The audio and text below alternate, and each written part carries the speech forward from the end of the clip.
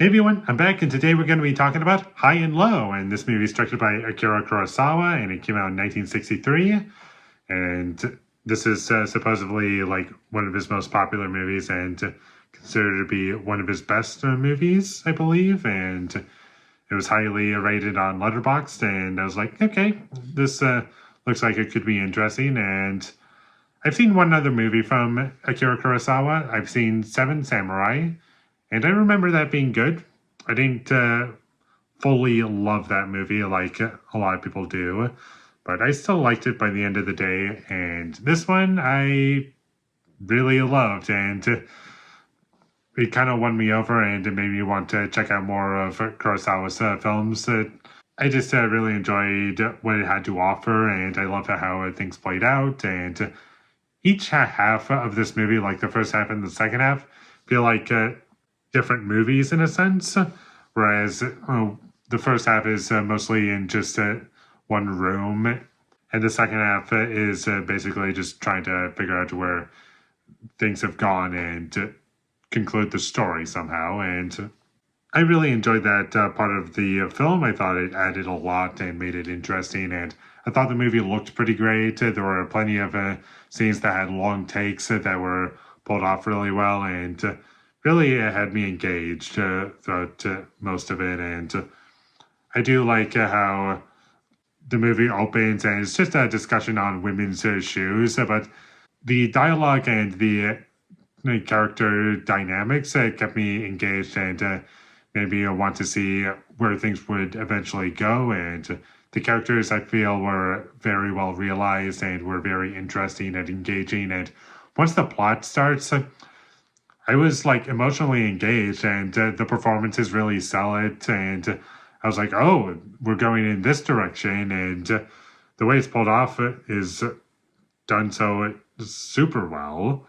There were plenty of scenes that didn't have music in them at all, and I felt as though that was a good choice and added a lot to the tension and the pacing. You really were able to get more absorbed into these scenes because of that, and I just really enjoyed where things went overall. By the end of the movie, I was like, yeah, that was a really great experience, and I could honestly just rewatch it right now.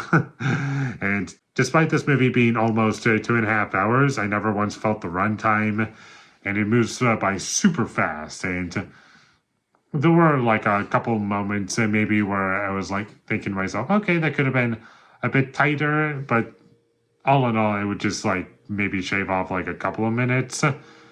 But aside from that, like that's it. I can't think of like any major complaints I have with this movie. It was thoroughly engaging, really great story, pulled off really well, great visual style and presentation, knew what it needed to be, and it just delivered on that. And honestly, it kind of reminded me of Alfred Hitchcock movies, like something like a Rear Window almost, in the first half especially.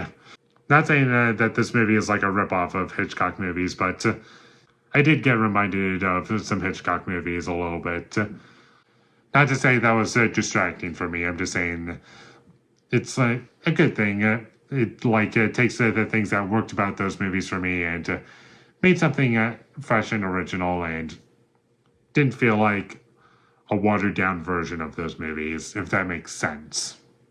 And if I were to say any scene in this movie is like really great and stands out to me as like I'm going to remember the movie for this scene, it would probably be like in the middle of the movie where like basically without spoiling anything, things are actually happening, and you don't know how things are going to go down, and things just make sense, and they realize, oh, this guy's thought of everything. And I just love that side of the movie, and it just adds so much to me, and just the way it was presented and everything that goes along with it.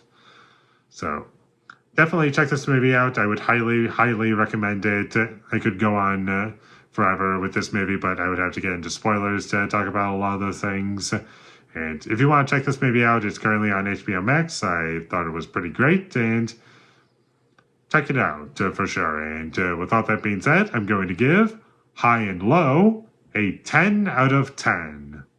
Thank you for watching my videos. As always, if you enjoyed this review, be sure to leave a like and comment down below your thought of High and Low, and my social media links. They will all be in the description, so follow me there. And last but not least, subscribe to be a part of Foley Nation, and I'll see you when I get my next review up, and that is going to be for War Horse, directed by Steven Spielberg. So look forward to that, but until I get that up, thank you for watching and have a great day.